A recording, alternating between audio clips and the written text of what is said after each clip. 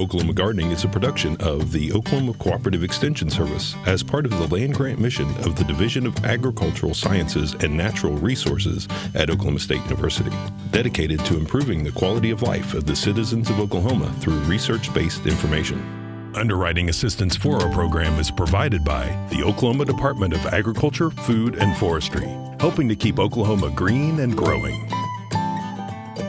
Today on Oklahoma Gardening, host Casey Hentges has some rosemary varieties for your herb garden. OSU plant pathologist John Damicone joins us to discuss potential problems that could arise in our gardens after a wet spring.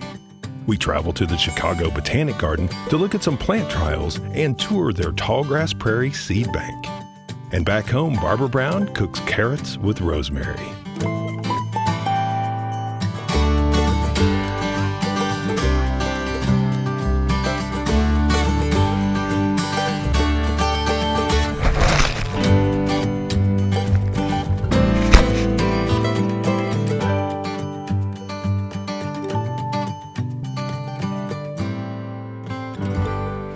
Rosemary is a great drought-tolerant herb to add to your garden, and there's a couple of different varieties that you might find readily on the market. There's one called Barbecue, and this particular cultivar produces long, straight stems of rosemary. So what you can do is actually take these stems and strip the leaves off of it and use those as skewers for your shish kebabs.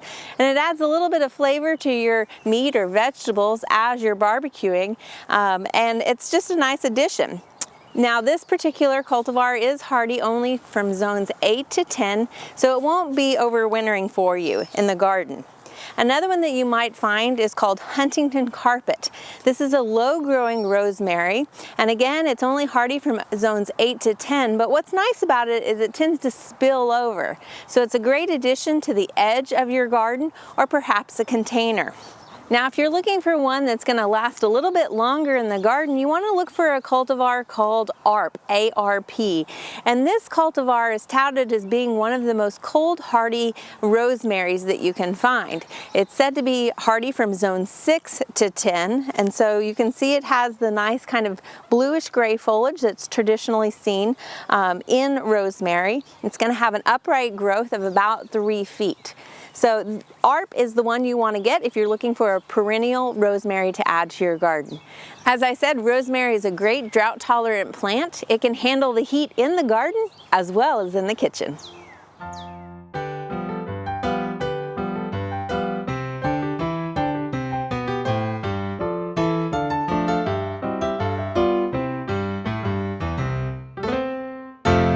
Joining us today is Dr. John Damicone, who is our plant pathologist specialist here at OSU. And Dr. Damicone, I know we had a lot of rain as we did across the state. How is that going to affect potential diseases in our vegetable garden this season?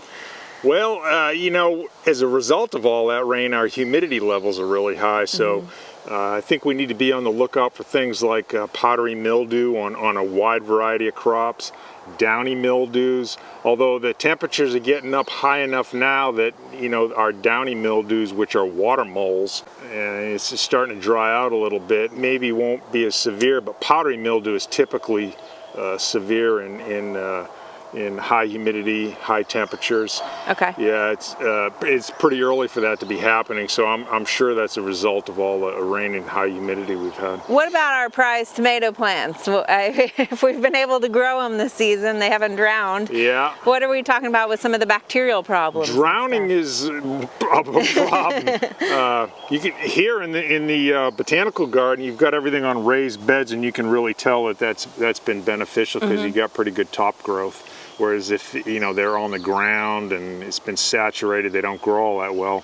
But yeah, we're seeing bacterial spot. That's probably our #1 foliar disease on tomatoes. Okay. The lower leaves burn off and you get tiny brown spots. Occasionally we see alternaria or early blight.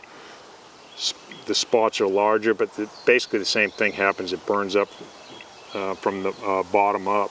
So yeah, it'd be a good idea if you want to try and control that, to spray for those. Okay. We have organic treatments like copper compounds that are also fungicides at work, and they're also bactericides.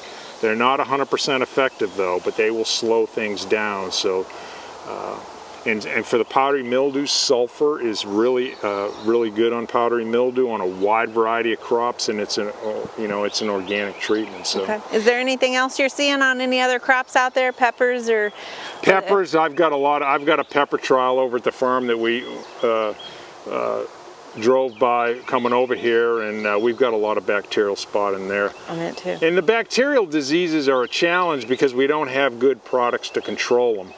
One option is resistant varieties. We have good resistance in peppers, okay, but not in tomatoes, unfortunately. Right. So there we have it again. Go for those resistant varieties. Yes. It's all about what you're planting initially, huh? That's the number one preventive strategy to avoid these problems. All right. Thank you very much for joining us. Good to be here today.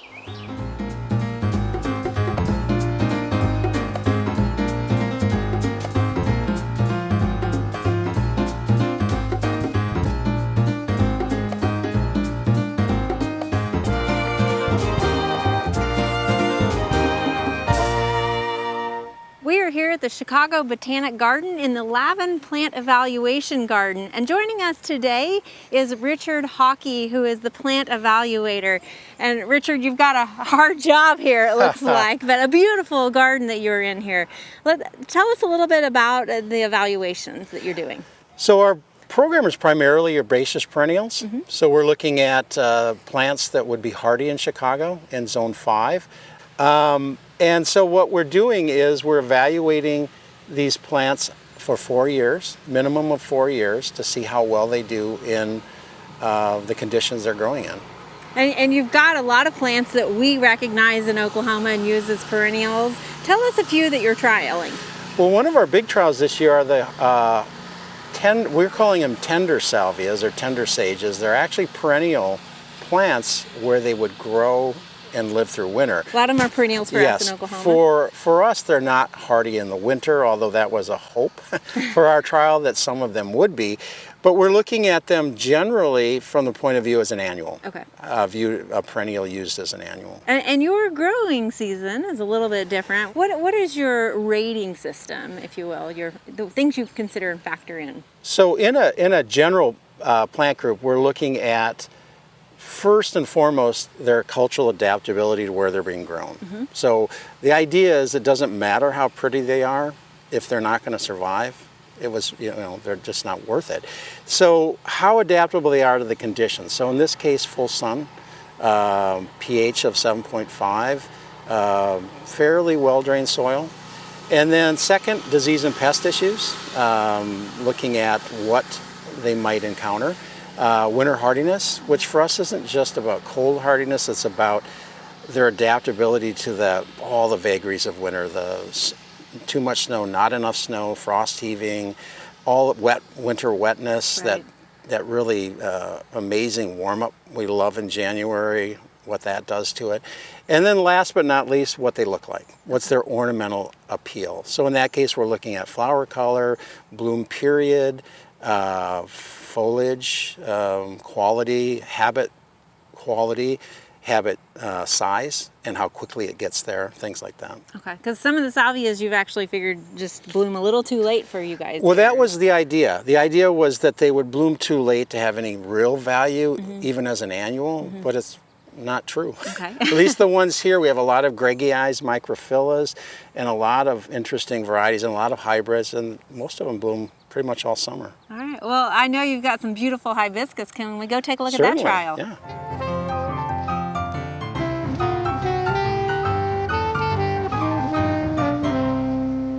So Richard, I know one of our favorites is the hardy hibiscus, and you've been trialing this for a while? Yeah, we've actually had hibiscus, hardy hibiscus in the trial since 1989.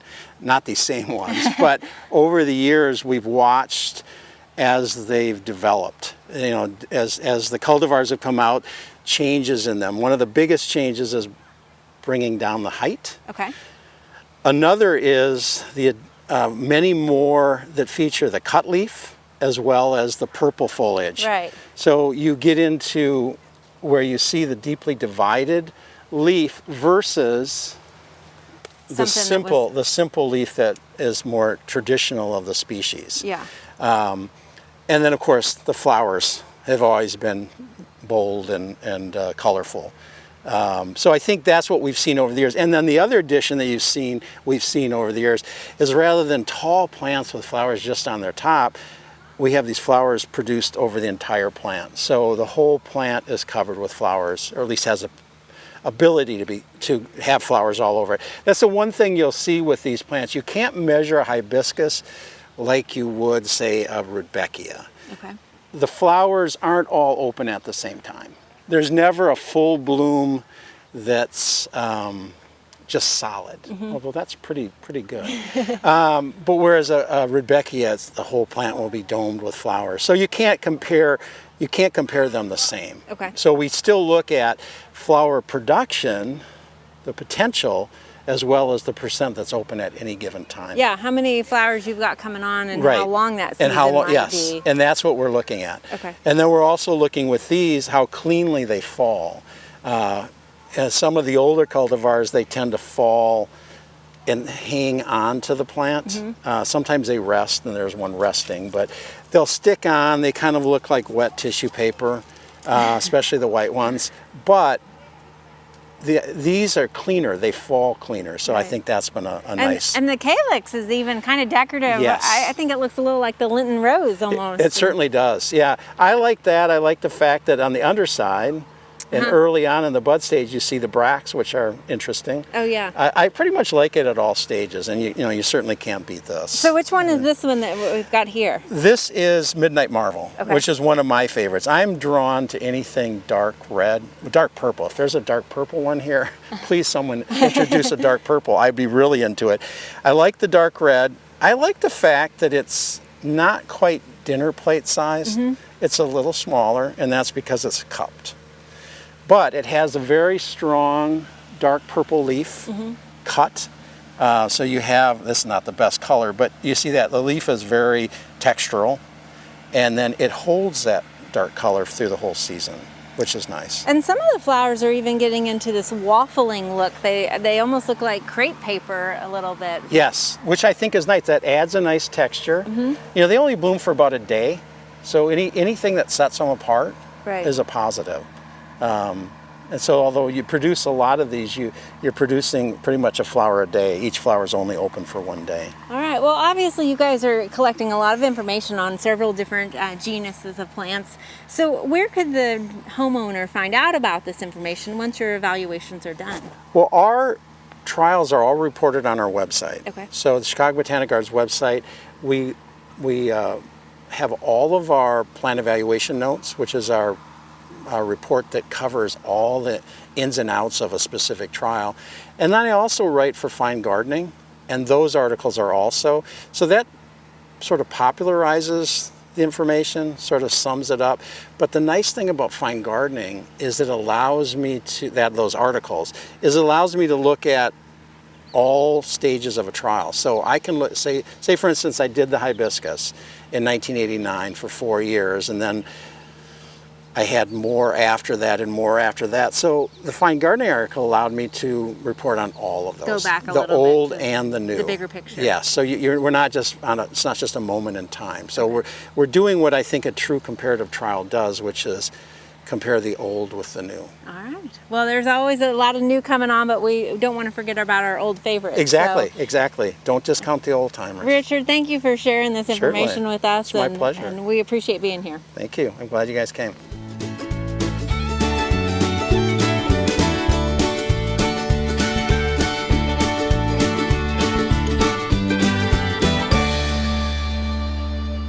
We're here at the beautiful Chicago Botanic Garden in their constructed prairie, and joining me today is Dr. Patty Vitt, who is the curator for the Tallgrass Seed Repository.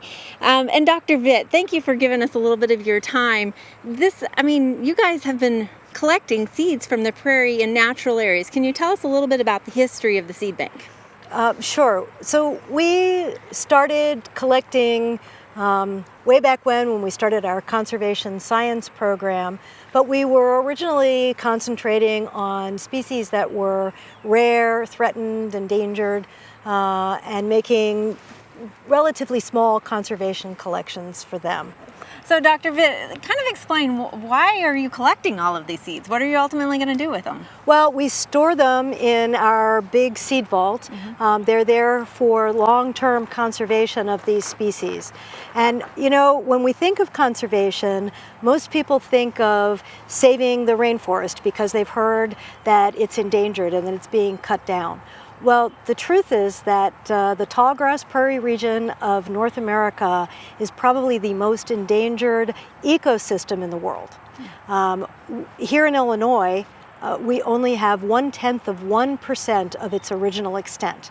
And that was 2,000 acres of original prairie left in Illinois, which is really an appalling statistic out of the millions of acres that once existed here. And so it's really it's a labor of love to try and help all of those restoration professionals out there find regionally appropriate seed to undertake the mission of restoring the tallgrass prairie across its range. We think the tallgrass prairie is one big massive area, but you guys actually have divided it up a little bit more. Yeah, so or naturally it's divided up a little more. It's naturally divided up into about 12 what are known as ecoregions. And the species, although they're the same in both areas, are going to be very different because they're more regionally adapted to whatever that local climate and soil and topography might be.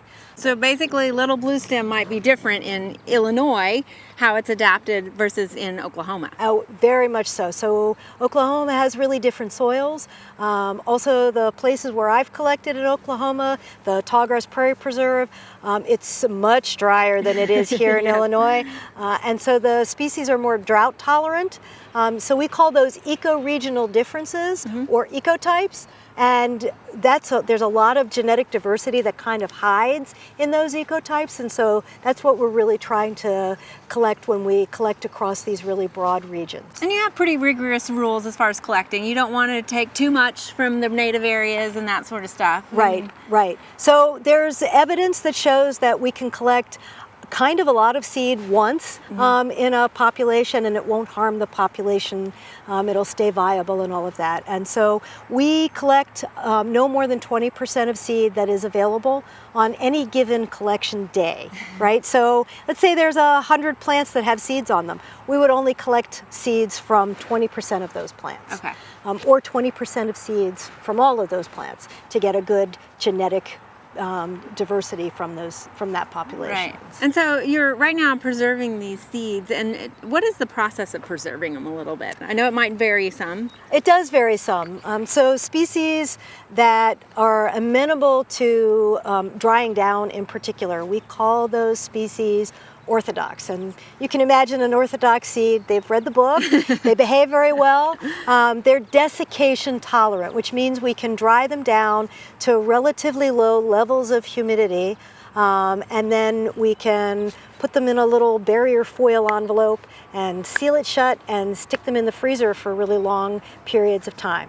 The reason why we need them to be able to dry down is because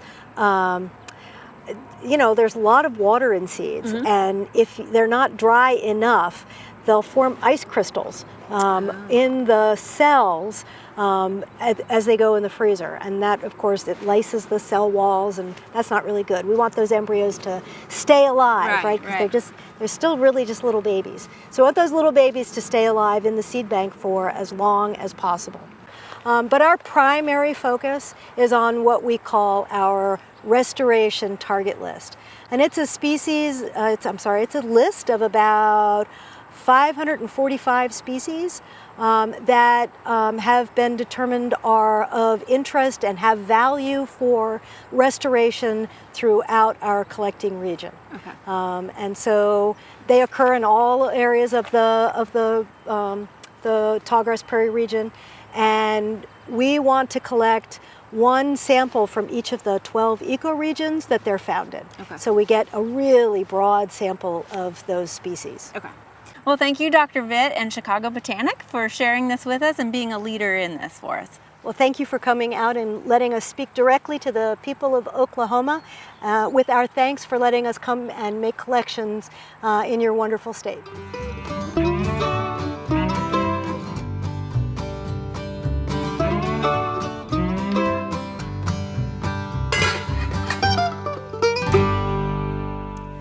Very often we think of vegetables as something that we don't like very much because there's just not much pizzazz to them, and you can add a lot of pizzazz to them without doing a lot of extra effort. So today I'm going to do rosemary carrots, and you can do similar things with many other kinds of vegetables. You just got to start your imagination going. So I'm going to start with 1 cup of vegetable stock. You could use just water, but this does add a lot of flavor, and you can use other flavors of stock as well. To that, I'm going to add about 1.5 pounds of carrots.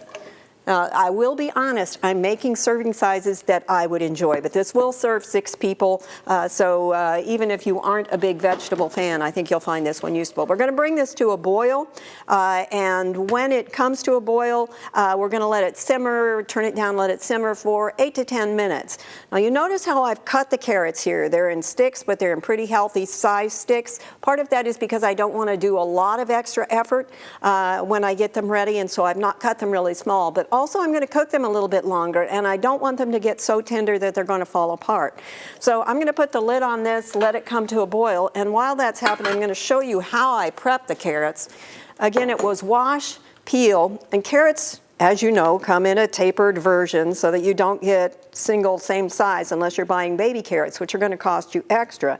So what I've done is tried to prepare them so they're all similar in size, so that this one I would cut only in half, and it's easier to cut them in batons if you cut off a flat face. So once you cut off that, then you have a flat surface and you can cut them down the center. These are not true batons because they're not little rectangles or squares all the way down, but it gets them into similar size carrots. Wash them, pared them before I got started, and then as you work your way up the carrot and it gets thicker, you just cut them into additional pieces. Some of the carrots will be extra large. You'll cut them into 4 pieces at the start, and these would go into the pot with all the others, and so I'm just going to get them in there. Again, bring these to a boil, turn it down, let them simmer for 8 to 10 minutes, and go on from there. All right, you can check and see if they've cooked as much as you want, but these are going to continue to cook some more, so you don't have to make sure that everything is done. What you want to do is, so you've got a lot of liquid left in here, and that's a lot of flavor. You don't want to just throw that away. So I'm going to add to it about 1/4 teaspoon of salt, and I'm using kosher salt. If you have regular salt, you'd probably use a little bit less than that, and then about the same amount of pepper. We're going to stir those in, and then I'm going to turn the heat up a little bit, and we're going to try and evaporate some more of this down. Now, if you're watching the sodium content of your diet, you may not want to add any salt to it at that point unless you're using an unsalted broth, because there will be some sodium that's coming from that broth, and so you want to control it. And you can add it later, but you can't take it back out. So again, we're going to let this concentrate the broth that we have there, so we concentrate the flavor that's with it. Now, what I've been doing while this has been reducing is I've come over and just shaken the pan a little bit. I don't want to stir it a lot because they're tenderizing, and I don't want to break the little sticks there much. So I think we've got it down about where I'm happy with it. So I'm going to drizzle it with a tablespoon of olive oil. And I'm going to add to it a teaspoon of chopped fresh rosemary. Now here's where using simple ingredients becomes really critical, because if you don't like the flavor of your olive oil, you're not going to like the carrots when they're done. So make sure that the olive oil you've got, taste it. Do you like that flavor? If not, maybe you need to switch to a different one, or pay a little bit more for a better one, or maybe even switch to a different kind of oil. This isn't going to cook a long time. I'm going to let it cook for a couple of minutes to let those flavors blend together. Come back and shake it a little bit from time to time, and then this is going to be done. Again, if you've got the carrots ready to go when you come home from work, you can have this ready and on the table within 15 minutes.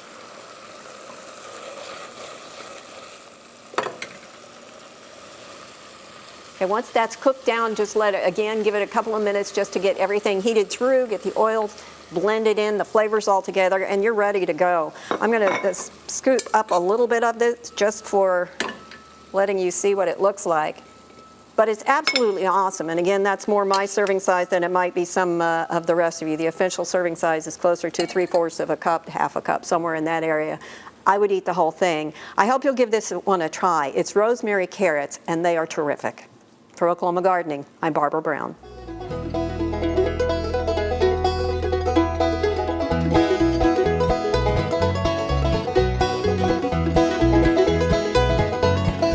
There There are lots of great horticultural events this time of year. Be sure and consider these activities when you're making your plans for the weeks ahead.